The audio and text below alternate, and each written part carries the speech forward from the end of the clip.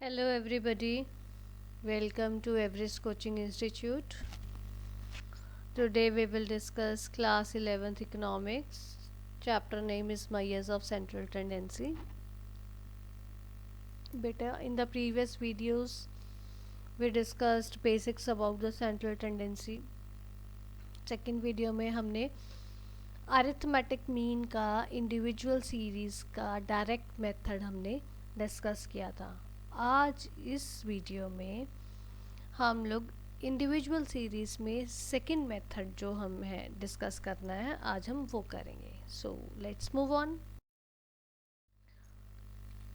अब ये देखो, अरिथमेटिक जो मीन जो है वो पहले हमने कैलकुलेट किया है डायरेक्ट मेथड से इंडिविजुअल सीरीज़ में. अब हम शॉर्टकट मेथड देखते हैं. इसका एक शॉर्टकट मेथड भी है, उससे कैसे कैलकुलेट होता है उसका प्रॉपर मैं पहले आपको पूरे स्टेप्स बताऊंगी कैसे उसको कैलकुलेट करना है, स्टेप्स जो हमने फॉलो करने हैं, फिर आपको एग्जांपल के साथ में बताया जाएगा.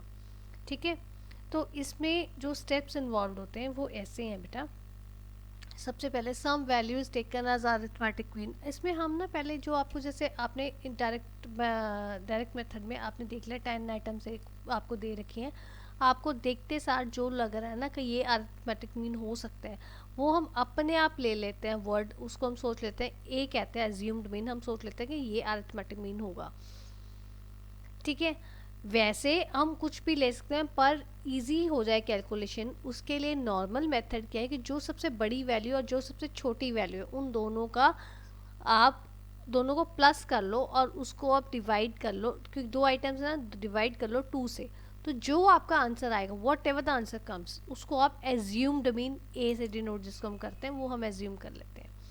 ठीक है, तो फर्स्ट स्टेप क्या है, some value is taken as assumed mean. It is denoted by A.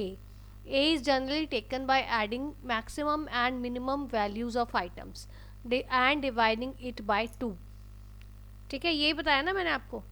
So second step क्या कहता है, deviations of different values from assumed mean are found and each deviation is written systematically. क्या कहना चाहता है वो, जो आपने एज्यूम्ड मीन निकाला है और जो आपको आइटम्स दे रखी हैं आप उसको डी से डिनोट करोगे जो आप निकालोगे. एक्स आपको सारी आइटम्स दे रखी हैं, x1 x2 x3 x4 and so on up to x10 या xn, और जो आपने एज्यूम्ड मीन लिया है x1 माइनस ए वो आइटम निकाल लो, x2 माइनस ए, x3 माइनस ए, x4 माइनस ए. बेशक वो आंसर कुछ आपका आंसर नेगेटिव में आएगा, कुछ आंसर आपका पॉजिटिव में आएगा. जैसे भी आपका आंसर आएगा वो आप डेविएशंस की अकॉर्डिंगली x के आगे नेक्स्ट आइटम एज्यूम में लिख के आप नेक्स्ट में x माइनस ए मतलब x1 के सामने x1 माइनस ए की वैल्यू, x2 के सामने x2 माइनस ए की वैल्यू, ऐसे आप सारी आप लिखोगे. ये आपको नेक्स्ट स्लाइड में मैं क्वेश्चन सॉल्व करके दिखाऊंगी, अभी जस्ट मैं आपको ओवरव्यू दे रही हूँ इसका. ठीक है, आप इसको ऐसे लिखोगे.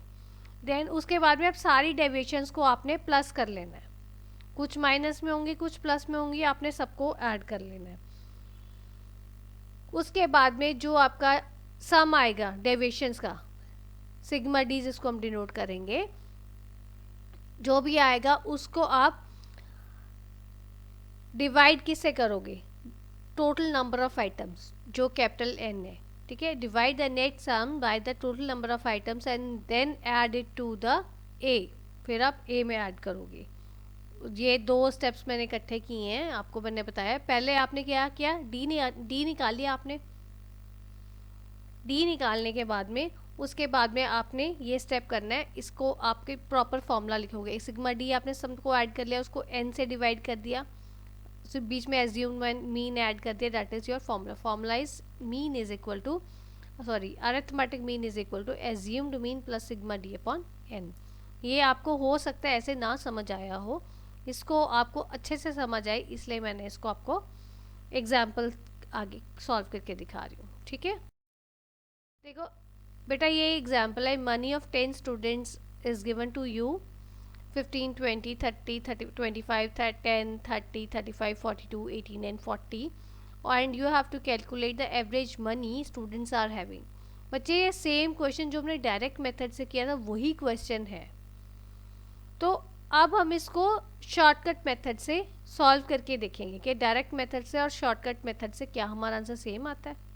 कैसे करेंगे वो आपको दिखा रही हूँ शॉर्टकट मेथड से। अगर आपको पेपर में वो बोलता है शॉर्टकट मेथड यूज़ करना है तो आपको यही मेथड यूज़ करना पड़ेगा।